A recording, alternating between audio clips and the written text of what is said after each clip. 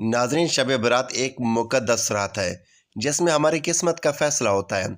इस रात अल्लाह तबारक व तआला सब लोगों को बख्श देता है सिवाय दो लोगों के, जिनकी दुआएं उनके मुंह पर मार दी जाती हैं और जहन्नम उनका हमेशा का ठिकाना होता है।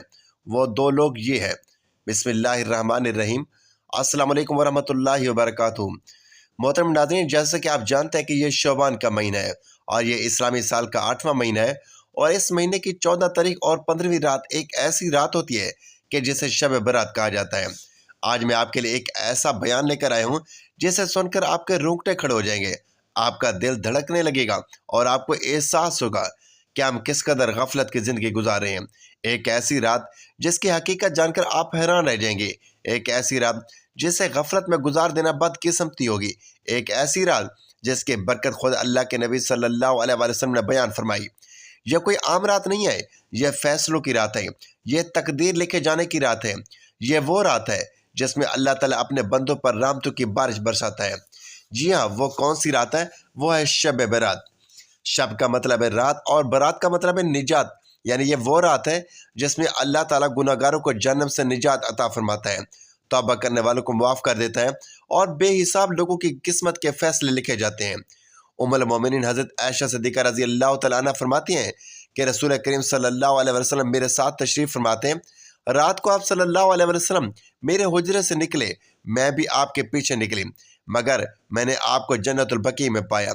वहाँ आप मोमिन मर्दों और औरतों के लिए और शोहदा की बख्शिश के लिए इस्तग़फ़ार फरमा रहे थे। तो मैंने अर्ज़ किया, या रसूलल्लाह, आप तो अल्लाह के काम में लगे हैं और मैं दुनियावी हाजत में हूँ। फिर रसूल करीम सल्लल्लाहु अलैहि वसल्लम तशरीफ़ लाए और फरमाया, आयशा, मेरे पास हज़रत जिब्रील अमीन अलैहिस्सलाम हाजिर हुए और आज शबान की 15वीं रात है। इस रात अल्लाह बनी कल्ब की बकरियों के बालों की तादाद के बराबर जहन्नम से लोगों को आज़ाद फरमाता है। मगर इस रात अल्लाह मुशरिक, कीना रखने वाला, पजामा टखनों से नीचे पहनने वाले, माँ बाप को सताने वाला और हमेशा शराब पीने वाले की तरफ निगाह करम नहीं फरमाता। मगरिब के वक्त इस्लामी तारीख बदल जाती है। मगरिब के वक्त से तलुए फजर तक ये रात शब बरात की रात है।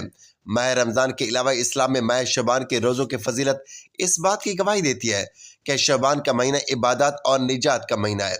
हजूर नबी करीम सल्लल्लाहु अलैहि वसल्लम माह शबान में रमज़ान के अलावा बाकी तमाम महीनों से बढ़कर इबादत किया करते थे। लिहाजा शब बरात दूसरी रातों की निस्बत इबादत की ज़्यादा मुस्तहिक है। हज़रत अब्दुल्ला बिन उमर रज़ी अल्लाह तआला अन्हु फरमाते हैं कि 4 रातें ऐसी हैं कि जिनमें दुआ रद्द नहीं की जाती।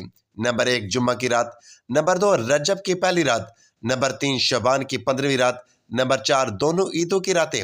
अल्लामा इब्न तैमिया रहमतुल्लाह अलैह ने शब बरात में इबादत और क़याम पर लिखा है कि जब कोई भी इंसान शबान की रात को अकेला या जमात के साथ नमाज पढ़े, जैसा कि असलाफ में से बहुत सारे गिरोह इसका एहतमाम करते थे, तो ये बहुत खूब है। शब बरात ऐसी मुबारक रात है जब अल्लाह अज़्ज़ा वजल आसमानी दुनिया पर जलवा अफरोज़ होते हैं और इस रात ज़िंदगी और मौत और नजात गफलत के फैसले होते हैं। इस रात इज्तिमाई तौर पर खशुआ खजू से घरों और मसाजिद में इबादत करनी चाहिए। घर में बरकत के लिए अहले खाना को चाहिए कि वह बच्चों को एक साथ बिठाकर तस्बीहात और नवाफिल अदा करें। बुजुर्गों का फरमान है कि जो बंदा रिज़्क़ और रूहानियत, बंदिश, इल्म, सार, तरक्की, रोज़गार, शादी ब्याह में ताख़ीर समेत ऐसे मसाइल से दो चार हो तो उसे सच्चे दिल से माफ़ी मांगनी चाहिए। आयात करीमा और तीसरे कलमे के अलावा सूरत फातिहा, सूरत मुल्क, सूरह यासीन की पढ़ाई का बतौर ख़ास एहतमाम करें।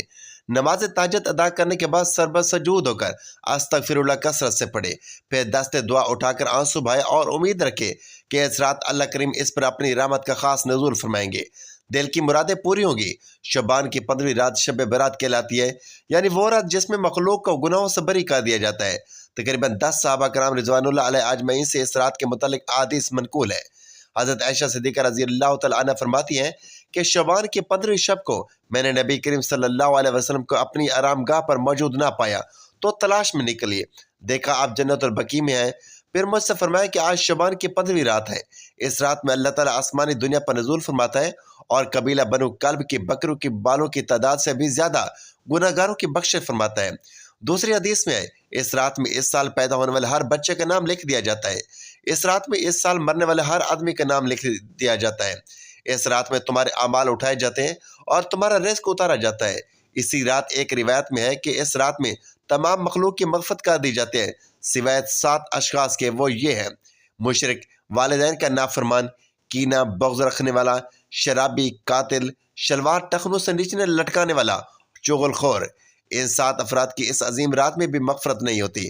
افضل یہ ہے کہ اس رات میں عبادت کیا کرو اور دن میں روزہ رکھا کرو۔ اس رات میں اللہ تعالیٰ اپنے بندوں کی طرف متوجہ ہوتے ہیں اور اعلان ہوتا ہے، کون ہے جو گناہوں کی بخشش اور رزق میں وسعت طلب کرے، کون مصیبت زدہ ہے جو مصیبت سے چھٹکارا حاصل کرنا چاہتا ہے۔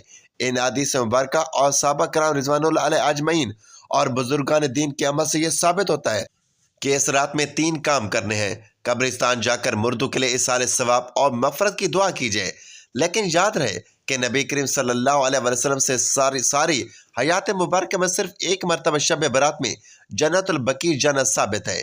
اس لیے اگر کوئی شخص زندگی میں ایک مرتبہ بھی اتباع و سنت کی نیت سے چلا جائے تو اجر و ثواب کا باعث ہے، لیکن پھول بتیاں چادر چڑھاوے اور چراغاں کا اہتمام کرنا اور ہر سال جانے کو لازمی سمجھنا، اس کو شب برات کے ارکان میں داخل کرنا، یہ ٹھیک نہیں ہے۔ جو چیزیں نبی کریم صلی اللہ علیہ وسلم سے جس درجے میں ثابت ہیں اس کو اسی درجے میں رکھنا چاہیے۔ اسی کا نام اتباع اور دین ہے۔ اس رات میں نوافل، تلاوت قرآن پاک، ذکر و اذکار کا اہتمام ضرور کرنا چاہیے۔ اس بارے میں یہ واضح رہے کہ نفل ایک ایسی عبادت ہے جس میں تنہائی مطلوب ہے، یہ خلوت کی عبادت ہے، اس کے ذریعے انسان اللہ کا قرب حاصل کرتا ہے۔ لہذا نوافل وغیرہ تنہائی میں اپنے گھر میں ادا کر کے اس موقع کو غنیمت جانیں۔ نوافل کی جماعت اور مخصوص طریقہ اپنانا درست نہیں ہے۔ یہ فضیلت والی راتیں میلے اجتماع منعقد کرنے کی رات نہیں ہے، بلکہ گوشہ تنہائی میں بیٹھ کر اللہ سے تعلق استوار کرنے کی قیمتی لمحات ہیں۔ ان کو ضائع ہونے سے بچائیے۔ ان 3 دنوں میں روزہ رکھنا بھی مستحب ہے۔ ایک تو اس بارے میں حضرت علی رضی اللہ تعالیٰ عنہ کی روایت ہے، اور دوسرا یہ کہ نبی کریم صلی اللہ علیہ وسلم ہر 13، 14، 15 تاریخ روزوں کا اہتمام فرماتے، لہٰذا اس نیت سے روزہ رکھا جائے تو موجب اجر و ثواب ہوگا۔ باقی اس رات میں پٹاخے بجانا، آتش بازی اور حلوے کی رسم کا اہتمام کرنا، یہ سب خرافات اور اسراف میں شامل ہے۔ شیطان ان فضولیات میں انسان کو مشغول کر کے اللہ کی مغفرت اور عبادت سے محروم کر دینا چاہتا ہے، اور یہی شیطان کا اصل مقصد ہے، اور سلف صالحین نے اس رات کی فضیلت سے فائدہ اٹھایا ہے۔ اللہ پاک کا قرب حاصل کرنے کے لیے فرض نمازوں کے ساتھ ساتھ نوافل پڑھیے۔ جو شخص فجر کی نماز ادا کر کے اللہ پاک کا ذکر کرتا ہے یہاں تک کہ آفتاب بلند ہو جائے، پھر 2 رکعتیں پڑھے تو اس کو پورے حج اور عمرے کا ثواب ملے گا۔ حدیث مبارکہ کا مفہوم ہے، حضرت ابو ہریرہ رضی اللہ تعالیٰ عنہ سے مروی ہے، حضور پاک صلی اللہ علیہ وسلم فرماتے ہیں، اللہ پاک نے فرمایا، جو میرے کسی ولی سے دشمنی کرے اس سے میں نے لڑائی کا اعلان کر دیا، اور میرا بندہ جن چیزوں کے ذریعے میرا قرب چاہتا ہے ان میں مجھے سب سے زیادہ فرائض محبوب ہے، اور نوافل کے ذریعے ثواب حاصل کرتا رہتا ہے، یہاں تک کہ میں اسے اپنا محبوب بنا لیتا ہوں۔ اگر وہ مجھ سے سوال کرے تو اسے ضرور دوں گا، پناہ مانگے تو اسے پناہ دوں گا۔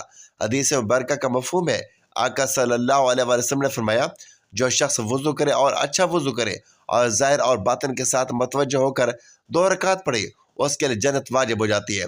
گناہ اور فضولیات سے بچنے کے لیے فرض نماز کی پابندی کے ساتھ ساتھ نوافل کی کثرت کیجیے۔ ایک تو آپ کا وقت اللہ پاک کی عبادت میں گزرے گا اور گناہوں سے بچے رہیں گے، دوسرا اللہ پاک کا قرب حاصل ہوگا اور اسی کے سبب بیڑا پار ہوگا۔ دوستو، شب برات میں مقصد اللہ کی رضا حاصل کرنا اور اپنے اعمال کو بہتر بنانا ہے۔ پیارے دوستو، شب برات ایک ایسی رات ہے جس رات کے اندرونی انسانی زندگیوں کے بارے میں بہت اہم فیصلے کیے جائیں گے۔ کون مرے گا اور کون جیے گا، اور کون اس دنیا میں ایک نئی زندگی کی شروعات کرے گا، کون اس دنیا کو چھوڑ کر الوداع کہے گا، کون غریبی سے امیر بن جائے گا، اور کس کی زندگی کا زوال شروع ہونے والا ہے، اور کن لوگوں کے نام مردہ لوگوں کی لسٹ میں لکھ دیے جائیں گے۔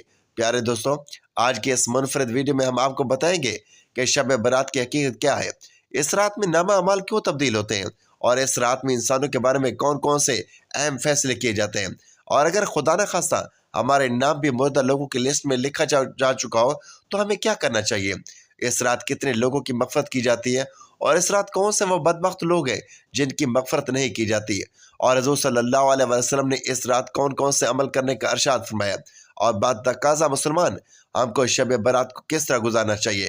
پیارے دوستو، ان تمام تر سوالوں کے جوابات قرآن و حدیث کی روشنی میں آج کی اس ویڈیو میں ہم آپ کو بتائیں گے۔ پیارے دوستو، شعبان المعظم کی 15ویں شب کو شب برات کہا جاتا ہے۔ شب برات کو کہتے ہیں، اور برات کے معنی ہے بری ہونا، کیونکہ اس رات کو مسلمان توبہ کر کے اور اللہ تبارک و تعالیٰ کی بارگاہ میں اپنے گناہوں کی معافی طلب کرتے ہیں، اور اللہ تبارک و تعالیٰ کی بارگاہ میں اپنے گناہوں کو چھوڑنے کا عہد کرتے ہیں، تو اللہ تبارک و تعالیٰ اپنی رحمت کے صدقے بے شمار مسلمانوں کو جہنم سے نجات عطا فرماتا ہے، اس لیے اس رات کو شب برات کہتے ہیں۔ حضرت تابعین یسار رضی اللہ تعالیٰ عنہ بیان فرماتے ہیں کہ لیلۃ القدر کے بعد شعبان کی 15ویں رات سب سے افضل رات ہے۔ پیارے دوستو، آپ کو بتاتے چلیں کہ شب برات فرشتوں کے لیے اللہ تبارک و تعالیٰ نے عید کا دن مقرر کیا ہے۔ جس طرح کہ اللہ تبارک و تعالیٰ نے زمین پر رہنے والے انسانوں کو 2 عیدیں عطا فرمائی، اسی طرح اللہ تبارک و تعالیٰ نے آسمان والوں کے لیے بھی 2 عیدیں مقرر کر رکھی ہیں، ایک شب برات اور دوسری شب قدر۔ انسان کیونکہ یہ دونوں عیدیں دن میں مناتے ہیں، جبکہ فرشتے یہ دونوں عیدیں رات کو مناتے ہیں۔ اللہ تبارک و تعالیٰ نے ان دونوں راتوں کو فرشتوں کے لیے عید کے لیے مقرر کیا، کیونکہ انسان رات کو سو جاتا ہے، جبکہ فرشتے رات کو سوتے نہیں، وہ ہر وقت اللہ تبارک و تعالیٰ کی عبادات میں مصروف رہتے ہیں۔ پیارے دوستو، شب برات کے متعلق اللہ تبارک و تعالیٰ قرآن پاک میں ارشاد فرماتا ہے، قسم ہے اس روشن کتاب کی کہ بے شک ہم نے اسے برکت والی رات میں اتارا، بے شک ہم ڈر سنانے والے ہیں، اس میں بانٹ دیا جاتا ہے ہر حکمت والا کام۔ اس آیت کریمہ کے تفسیر میں مفسرین لکھتے ہیں کہ اس شب سے مراد شب قدر یا شب برات ہے، اور حضرت اکرمہ رضی اللہ تعالیٰ عنہ اور دیگر مفسرین بیان کرتے ہیں کہ اس رات سے مراد شب برات ہے۔ پیارے دوستو، اس رات کے اندر ان تمام لوگوں کی فہرست تیار کی جاتی ہے جو اس دنیا کے اندر زندہ رہنے والے ہوں گے اور جو اس سال کے اندر مرنے والے ہوں گے اور جو حج کرنے والے ہوں گے۔ ان تمام لوگوں کے نام اس فہرست کے اندر لکھے جاتے ہیں۔ اس فہرست میں درج ہونے والے ہر حکم کی تعمیل میں ذرا برابر بھی کمی نہیں کی جاتی۔ حضرت عائشہ صدیقہ رضی اللہ تعالیٰ عنہ بیان فرماتی ہیں کہ رسول اکرم صلی اللہ علیہ وسلم نے ارشاد فرمایا، کیا تم جانتی ہو کہ شعبان کی 15ویں شب میں کیا ہوتا ہے؟ تو حضرت عائشہ صدیقہ رضی اللہ تعالیٰ عنہ نے عرض کیا، یا رسول اللہ صلی اللہ علیہ وسلم، آپ ہی ارشاد فرما دیجئے۔ تو نبی کریم رؤوف رحیم صلی اللہ علیہ وسلم نے ارشاد فرمایا کہ آئندہ سال میں جتنے بھی پیدا ہونے والے ہوتے ہیں وہ اس رات میں لکھ دیے جاتے ہیں، اور جتنے لوگ آئندہ سال میں مرنے والے ہوتے ہیں وہ بھی اسی کتاب میں لکھ دیے جاتے ہیں، اسی رات میں لکھ دیے جاتے ہیں، اور اس رات میں لوگوں کے سال بھر کے اعمال اٹھائے جاتے ہیں، اور اس رات میں لوگوں کا رزق مقرر کیا جاتا ہے اور رزق اتارا جاتا ہے۔ حضرت عطا بن یسار رضی اللہ تعالیٰ عنہ بیان فرماتے ہیں کہ شعبان کی 15ویں رات اللہ تبارک و تعالیٰ مالک الموت کو ایک فہرست دے کر حکم فرماتے ہیں کہ جن جن لوگوں کے نام اس فہرست میں لکھے ہوئے ہیں ان کی روح کو آئندہ سال مقررہ وقتوں پر قبض کرنا۔ پیارے دوستو، اس رات میں لوگوں کی زندگی اور موت کا فیصلہ ہو چکا ہوتا ہے، جبکہ لوگوں کے حالات یہ ہوتے ہیں کہ وہ اپنی دنیا میں مگن ہوتے ہیں۔ کوئی اپنا بینک بیلنس بنانے کے چکروں میں ہوتا ہے، تو کوئی اپنی کوٹھی بنگلہ بنانے کے چکروں میں ہوتا ہے، تو کوئی اپنی شادیوں کی تیاریوں میں لگا ہوتا ہے، جبکہ وہ یہ نہیں جانتا کہ اس کا نام مردہ لوگوں کی لسٹ میں لکھا جا چکا ہے۔ حضرت عثمان بن محمد رضی اللہ تعالیٰ عنہ سے مروی ہے کہ سرور کائنات حضرت محمد مصطفیٰ صلی اللہ علیہ وسلم نے ارشاد فرمایا کہ ایک شعبان سے دوسرے شعبان تک لوگوں کی زندگی منقطع کرنے کا وقت اس رات میں لکھا جاتا ہے، یہاں تک کہ انسان شادی بیاہ کرتا ہے اور اس کے بچے پیدا ہوتے ہیں، حالانکہ اس کا نام مردوں کی فہرست میں لکھا جا چکا ہوتا ہے۔ پیارے دوستو، شب برات کی ایک بہت بڑی فضیلت یہ بھی ہے کہ اس رات میں اللہ تبارک و تعالیٰ بے شمار لوگوں کی بخشش فرماتا ہے، جیسا کہ حضرت عائشہ صدیقہ رضی اللہ تعالیٰ عنہ بیان فرماتی ہیں کہ ایک رات میں نے حضور اکرم صلی اللہ علیہ وسلم کو اپنے پاس نہ پایا تو میں آپ کی تلاش میں نکلی۔ میں نے دیکھا کہ حضور پاک صلی اللہ علیہ وسلم جنت البقیع میں تشریف فرمائے، اور آپ صلی اللہ علیہ وسلم نے فرمایا، کیا تمہیں یہ خوف ہے کہ اللہ تبارک و تعالیٰ اور اس کا رسول تمہارے ساتھ زیادتی کریں گے؟ تو میں نے عرض کیا، یا رسول اللہ صلی اللہ علیہ وآلہ وسلم، میں یہ سمجھ رہی تھی کہ شاید آپ کسی دوسری اہلیہ کے پاس تشریف لے گئے ہیں۔ تو حضور پاک صلی اللہ علیہ وآلہ وسلم نے ارشاد فرمایا، بے شک اللہ تبارک و تعالیٰ شعبان کی 15ویں شب آسمانی دنیا پر اپنی شان کے مطابق جلوہ گر ہوتے ہیں، اور قبیلہ بنو کلب کی بکریوں کے بالوں سے بھی زیادہ لوگوں کی مغفرت فرماتے ہیں۔